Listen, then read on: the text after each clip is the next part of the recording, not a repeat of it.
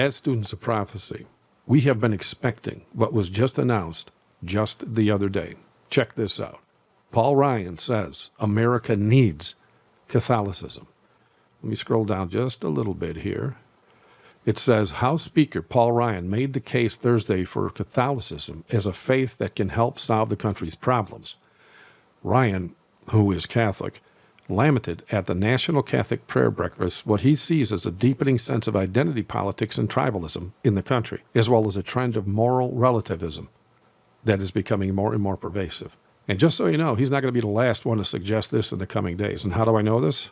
Not only was it prophesied that Rome will create a new world order based on a socialistic format wherein so-called religious laws based on Roman Catholicism, which is biblically defined as a cult, will be the norm.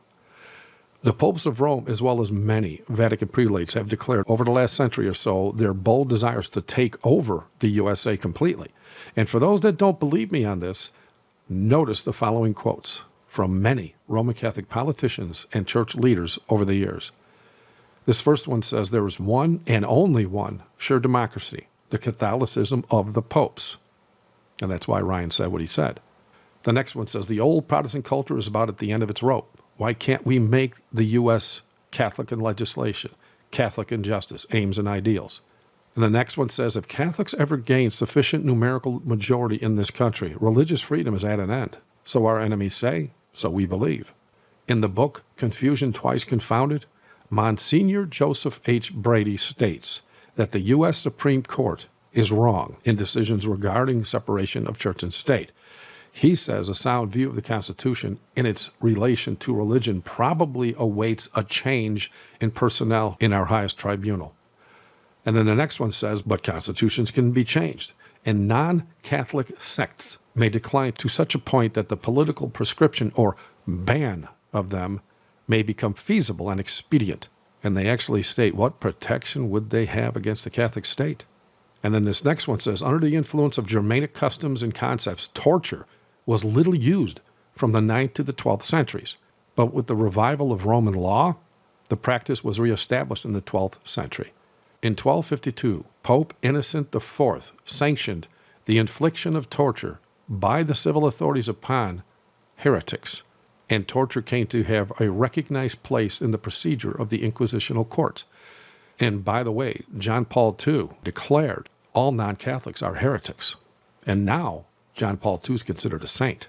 And then finally, during the Reagan administration, President Ronald Reagan, after much pressure, appointed an ambassador to Vatican City. When W. Kenneth Dan was asked why we need an ambassador in Vatican City, he replied, it would allow the USA to influence the political decisions of the Roman Catholic Church. Not only was Dan's statement under the authority of Ronald Reagan an illegal suggestion as it openly violates Amendment number 1 of the U.S. Constitution, that man actually lied about the reason for that ambassador. And Paul Ryan's comment just proved that today. The reason for that ambassador to Vatican City was to assure the Catholic Church was now going to influence the political positions of the USA from that day forward. And every American alive today can see that has come to a reality, thanks to many Roman Catholic politicians in our government bowing to the popes in Rome the last few decades. Do you remember this statement made in our nation's infancy? Most have never even seen it. It's definitely not going to be shared in the history books of any public schools. It says, if the liberties of the American people are ever destroyed, they will fall by the hand of the Roman Catholic cult's clergy. That statement was made by General Lafayette under President George Washington. Lafayette knew exactly what he was dealing with back then. And so it wasn't hard to wax prophetic, knowing what he did about the Vatican's bloodthirstiness.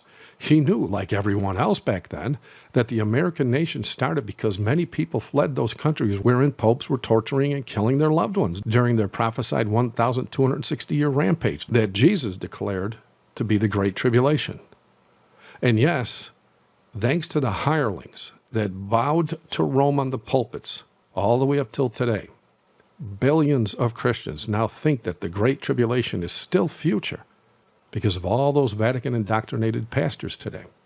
This is why everything from Sunday Sabbath to homosexual marriage is being embraced by all those churches. Now do you see why the Vatican is a church and a sovereign state? It's so they could bring the lies of their dying God into both the governing halls as well as the churches of the world. And so again, it wasn't hard for General Lafayette to see what all of us see right now. Still, most won't believe this truth I just presented, as it is very unpopular for those who prefer lies as their comfort zone. But those with eyes that see truth, as per the hand of the God they love, they will understand once this truth comes before them. And it is for them we must go forth and proclaim this present truth. Thank you for watching. God bless.